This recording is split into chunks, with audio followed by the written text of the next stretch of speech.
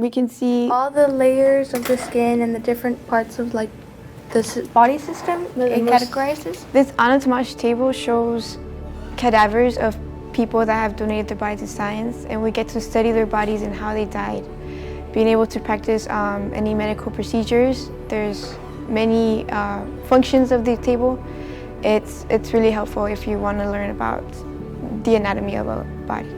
To experience, to be able to actually touch the screen and move, the bodies that are on the screen, move them around, remove the tissues, all the way down to the skeleton. It's just really exciting, and it's really, something spectacular to see. This is helpful because imagine you're like a student wanting to be a surgeon. You're gonna know the body parts before you even go to a college that has this machine. It's gonna help you know the body parts. Are like, okay, this part I'm not gonna cut because I know this is here. Or, oh, I just wanna see like this side of the brain. You're gonna know which side it is already.